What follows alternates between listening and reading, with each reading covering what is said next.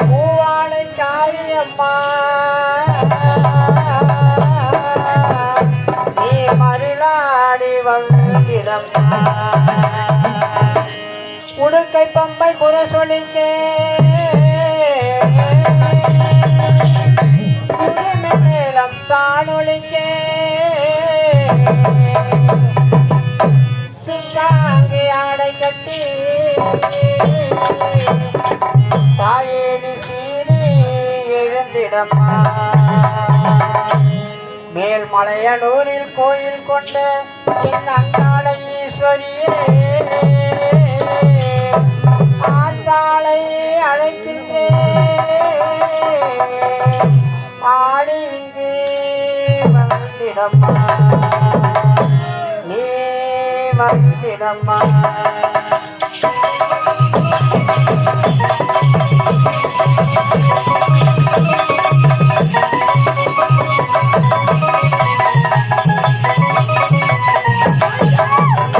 அங்காடியே எங்க மாதாடி திருசூடியே மலையனூர் அங்காடியே எங்க மாதாடி திருசூடியே குறி சொல்ல பாடியம்மா எங்க குலமாக்கு தேவியம்மா அம்மம்மா மலையனூர் அங்காடியே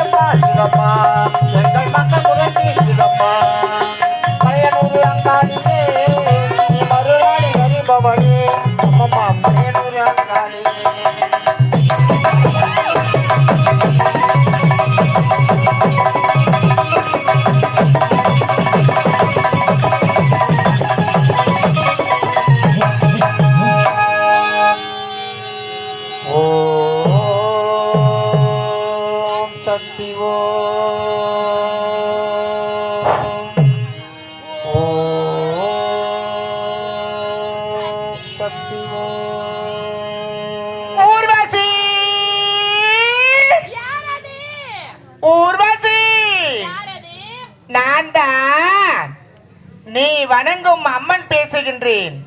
கண் திறந்து பார் ஊர்வசி, கண் திறந்து பார். ஆமாம், தாராளமாக பார்க்கலாம் ஊர்வசி. ஊர்வசி, என்னுடைய ஆலயமானதோ இந்த பூலோகத்திலே நீண்ட நாட்களாக பாழடைந்து கிடந்தது.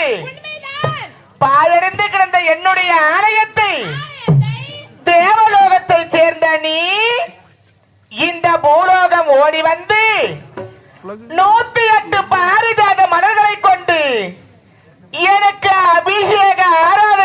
காரணத்தால் என்னுடைய மனமானதோ குளிர்ந்தது. என்னுடைய மனம் குளிர்ந்தது போல் உன்னுடைய மனமும் குளிர வேண்டும் என்றால் இதோ என்னுடைய கரத்தில் இருக்கின்றதே சூலாயுதம். இந்த சூலாயுதத்தில் இருக்கின்ற மரகத மாலையை உனக்கு நான் பரிசாக கொடுக்கின்றேன், பெற்றுக்கொள் ஊர்வசி.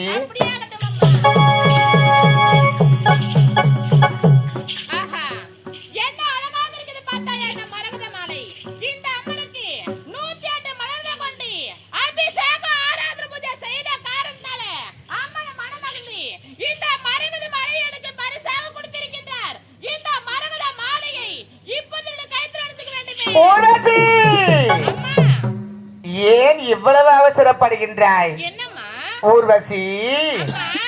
இந்த மரகத மாலையை நீ இப்போது அணிவிக்க கூடாது. அதோ பார்த்தாயா, என்னுடைய ஆலயத்தின் எதிரிலே ஒரு பொத்தாமரை குளம் ஒன்று இருக்கின்றது. அந்த குளத்தின் அருகாமையில் சென்று அந்த குளத்திலே இறங்கி நீராடிய பிறகு இந்த மரகத மாலையை உன்னுடைய கழுத்தில் அணிவித்துக் கொண்டால் உன்னுடைய உடலானது புனிதமடையும். போ அந்த பொற்தாமரை குளத்திற்கு.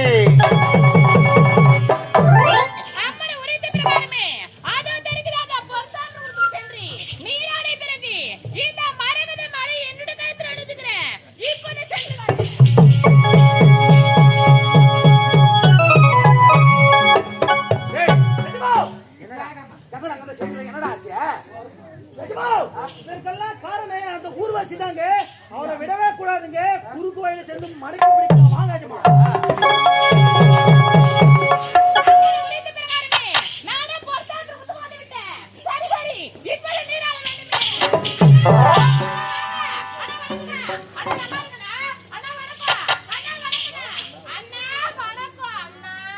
பண்ணா வணக்கம், பண்ணா வணக்கம், பண்ணா வணக்கம். உன் புத்தி விட்டு போமா. அண்ணான்னு தான் சொன்னான். அவதான் பண்ணா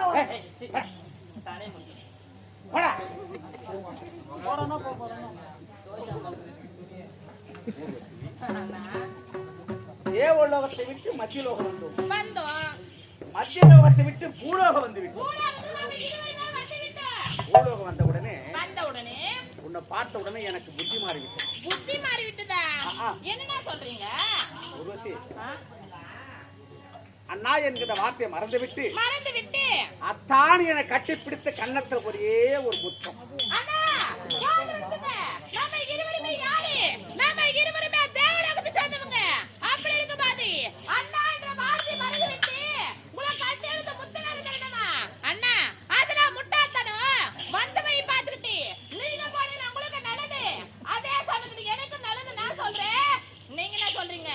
நான் என்ன சொல்றேன், எனக்கு முத்து வேணும்னு சொல்றேன். அதெல்லாம் கொடுக்க முடியாது நான் சொல்றேன். ஆமா, இதுதான் என்னுடைய முடிவு. விதவிதமா